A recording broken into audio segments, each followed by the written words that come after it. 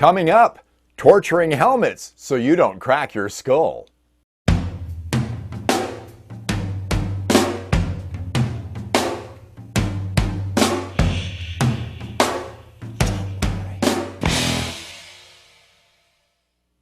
Hi, it's John, and welcome to Cycling on a Shoestring. Something different for you this time. We've got a guest we're going to talk to that may help you when it comes to buying a new helmet and keeping yourself safe when you're out cycling. Now, on the weekend, I put out a quick video talking about the fact that I've been in 3 crashes where I've hit my head since I've been cycling for decades now. And on 2 of those occasions, I can tell you that the helmet probably saved me from serious injury. Now, since I've crashed this helmet, I've started looking for a new one because I've always heard that even if your helmet doesn't look damaged, you should replace your helmet. And we're going to talk to our guest about that as well in just a couple of minutes. So I've been looking around at different helmet manufacturers, lots of helmet manufacturers at dozens of different helmets. And I've seen on some of the websites that they put up there, they get a 4 or 5-star rating from the Virginia Tech Helmet Lab, which brings us to today's guest. And I'm joined now by Barry Miller, PhD, MBA, who is the Director of Outreach and Business Development at the Virginia Tech Helmet Lab. And Barry, thank you so much for joining me. I do appreciate it. Oh, glad to be here. Thanks, John. First of all, first question I have for you, how long has your helmet lab been testing helmets? Well, the lab was founded in 2007. And after 4 or 5 years of research with football players, we came out with the first ever ratings in 2011. So we've been really doing research for 15 to 20 years. Dr. Duma came out of the car crash industry. And so he's been doing lots of injury biomechanics prior to arriving at Virginia Tech. So yeah, 15 years right here in this lab, at least anyways. And we're talking about cycling helmets. I know that you do helmets. You just mentioned football, I think hockey, I think you do equestrian as well. So you've kind of branched out over the years at the Helmet Lab. That's correct. Yeah, we represent quite a few sports. We're getting ready to add rugby, whitewater sports. Right. Equestrian will come out early November. And hopefully we'll add a couple more equestrian type helmets here in the future. So we'll see what happens. But we're always looking to add sports to our list. When I did my intro, I mentioned that I've had 3 spills on bikes over the years. On 2 of those occasions, I think a helmet saved me from serious injury. Helmets very important with cycling because cycling's right up there when it comes to head injuries. Yeah, there's a lot of energy. You're hitting a hard surface, and so any helmet will probably better protect you than no helmet. 80% reduction at least in a concussion risk if you have any helmet on. But then, when you get to our ratings, so I'm not sure if your viewers are familiar, but helmets for any sport, any industry have to pass a certification. For bike helmets, it happens to be the certification by the Consumer Product Safety Committee. For football helmets, it's the National Operating Committee for the Standards of Athletic Equipment, better known as NOCSE. So every sport, even hard hats have to pass a standard. But the standards are pass or fail. And the threshold for passing and or failing is catastrophic head injury. And that's the point where we get skull fractures and death, which is somewhere around 250 G's or more of linear acceleration. And most of the certifications out there, that's all they test is for linear accelerations. And we, as we know, current research, both linear and rotational acceleration cause concussions, and probably more rotational than the linear component. We'll talk about rotational a bit because there's something I've been looking for when it comes to helmets or looking at, and it's some of the latest technology when it comes to cycling helmets. But you mentioned the CPSC. Now, I know we're kind of a worldwide audience here. Anybody can watch this, but I think different countries have different ratings as well. I think I've seen ANSI before, ANSI. I think Snell's more motorcycle helmets, if I'm not mistaken there. But you might find something different in another part of the world when it comes to certification of helmets. Is that correct? That's exactly right. But most of them still have a pass-fail threshold. No one's really incorporated rotational technology or rotational measurements or kinematics at this point in time. I know there's a working group 11 in Europe that's been working on that. But some of these certification standards are slow to make changes, and probably rightly so. But they're really important. And we supplement those certifications with real-world concussion risk in the sports that we have launched ratings for. Yeah, I always tell people there's never a stupid question. And I don't know if this is a stupid question or not, but what happens when a cyclist's helmet hits the ground? I mean, what are we looking at there? So primarily, most bike helmets are made out of, and I can grab some right here. So most bike helmets are made out of expanded foam, or better known as EPS, expanded polystyrene. And so what this helmet's really designed to do, as most of them are, it's designed to crush, crumble, and or break on impact. And for the energy threshold, it's fairly high for it to do that. And obviously, if it's a low energy impact, it's probably not going to do that. And most of that energy is probably transferred to your head. So, as you wear this helmet, and this is the head form we use. This is called a NOXI head form, National Operating Committee for the Standards of Athletic Equipment. We use this head form, I wouldn't say exclusively, almost exclusively in our sport helmet rings. This was designed for sport helmets. So it's got a chin, it's a little bit more biofidelic or realistic to a human head than some of the other head forms like the Hybrid 3, which came out of the car crash industry. But yeah, so it's really important that you wear a helmet, for one. And, people ask about the retention system oftentimes, and how important is the fit. Well, as long as the retention system keeps your helmet in place for that initial impact, then it's done its job. So, and after you had an impact and the helmet slides to the side of your head, that's okay, right? And so what happens is you don't want the coupling between your head and helmet so tight that whatever happens to the helmet happens to my head. You prefer that the helmet can move a little bit before it takes my head with it, because these head impacts are 5 to 10 milliseconds. And if you think about a force curve, right? If I can draw out the time, what happens to that peak? Well, that peak gets flattened out. So just like if I told you had to run into the wall across the hallway, you'd probably put a mattress in front of the wall, right? Right. And so what the mattress does, it slows down that impact, right? Or if you hit the wall directly, the impact time would be really fast and really short. So you get this big peak. So helmets are designed to absorb energy. So the longer you can spread out the impact time, the slower or the less steep the curve is for peak linear and rotational acceleration. Does that make sense? Yes, it does. And, you talk about retention systems. This is a Giro helmet. It's got what's called Rock Lock on here. Most, helmets have something like this. Now, boy, we've come a long way. I remember the early days of helmets didn't have anything like this. And I remember not wearing helmets when we were kids. Sure. Mentioned off the top, I've seen more people recently not wearing helmets, which I find very, very odd. But something I've really been interested in since I've been looking for another helmet is the fact that you can buy helmets from a lot of different companies, and they'll make two models. One is a little bit less expensive, but it doesn't have MIPS in it, which is multi-directional impact protection system. And you mentioned rotational energy, and I think that's what the MIPS system is supposed to help with when you basically auger into the ground, as we like to call it in cycling. That's correct. So again, what MIPS does, and I have one right here. So this little plastic layer, and they have a couple versions of this. Mm-hmm. So this little plastic liner goes inside that expanded foam. And what it's designed to do, it provides a slip plane between your head and helmet. And so I mentioned that coupling between the head and helmet. Well, what this does, it helps decouple the head and helmet. So this helmet can move a little independently of my head. Even for a split second, that's going to make a huge difference. So here's a helmet with it. So this is a little yellow sticker that everyone's going to see, a little MIPS sticker.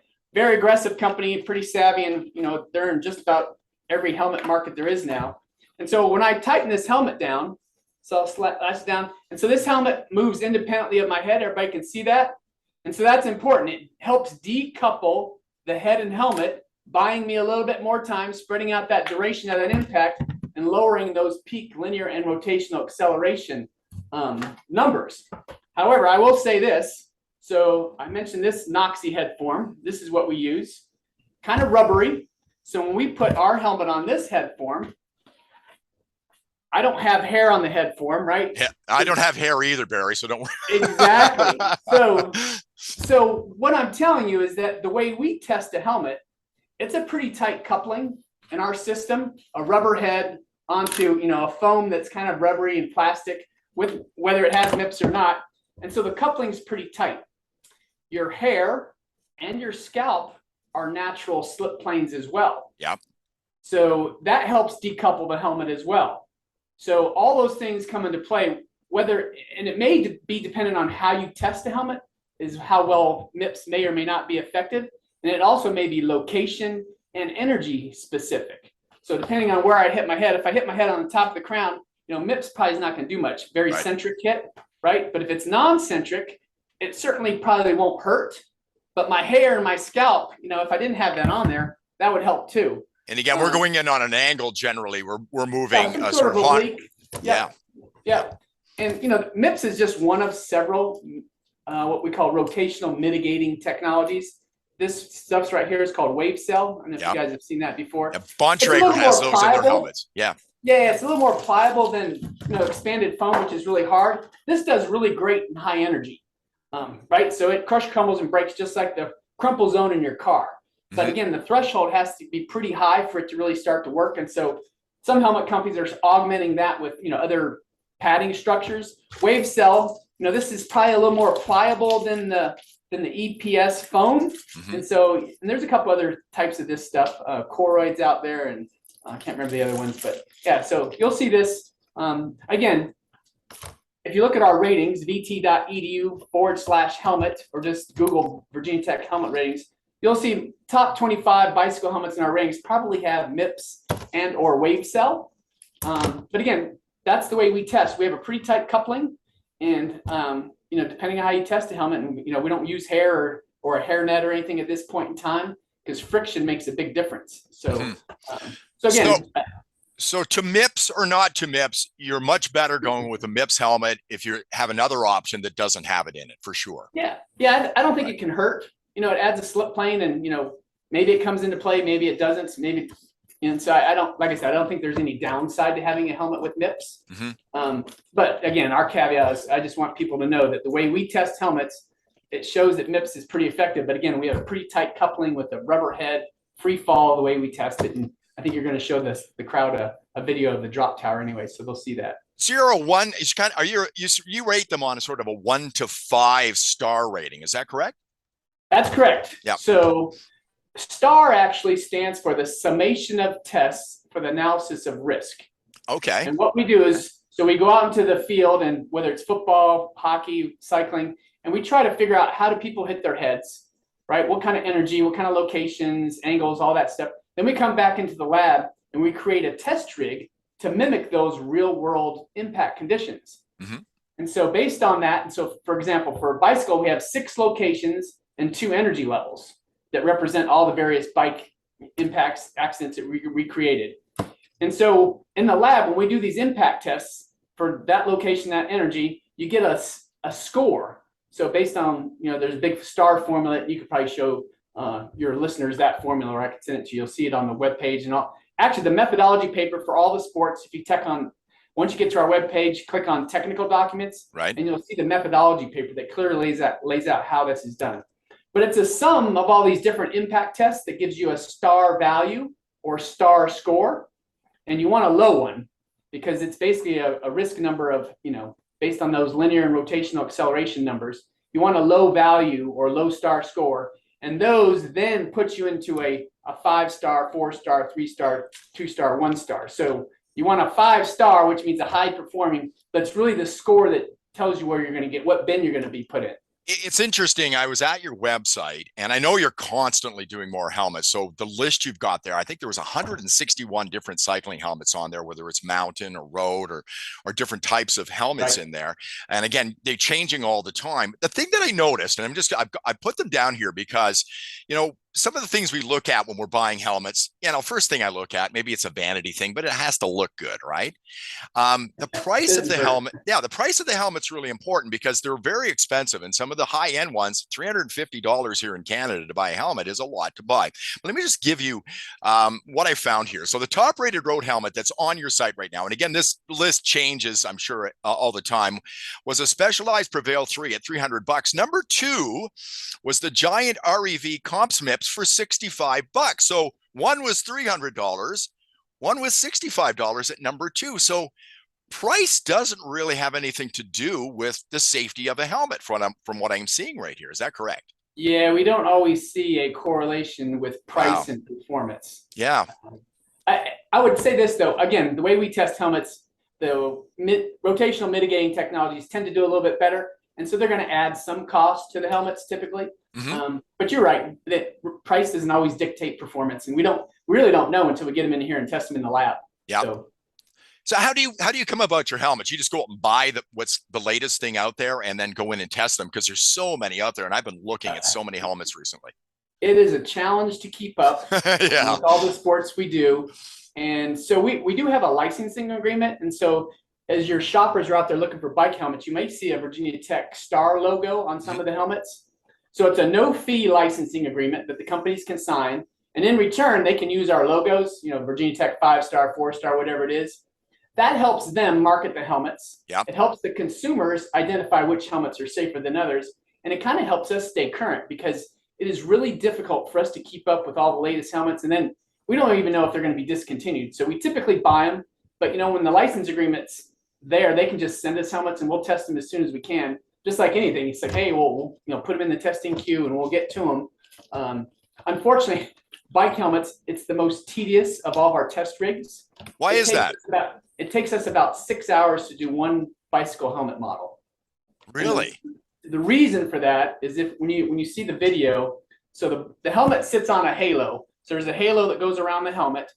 And if you think about, we're doing 6 locations, so we got to get X, Y, and Z. Well, all 3 axes, I did that wrong, but 3 axes. And so there's a little inclinometer that slides into the head form. And it's really tough to get the exact position on that model for those 6 different locations and 2 energy levels. So you got to do, 12, actually we're doing 24 tests because we do 2 samples.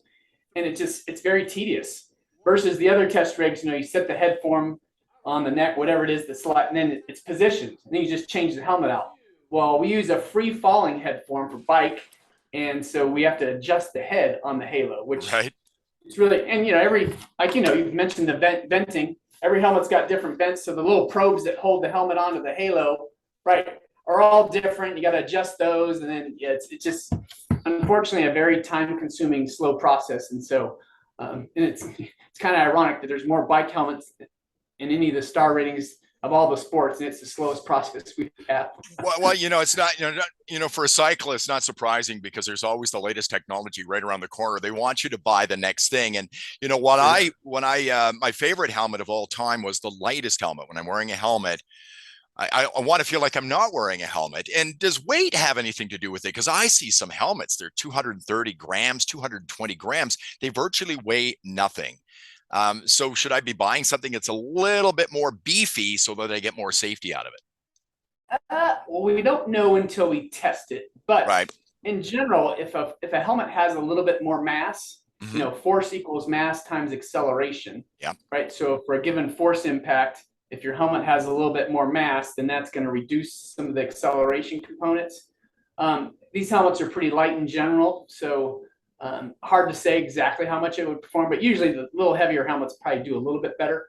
That means they probably have a little bit thicker padding, right? So, where does the size come from then if it's not the expanded foam or whatever else they're using inside the helmet? So, more padding is generally better.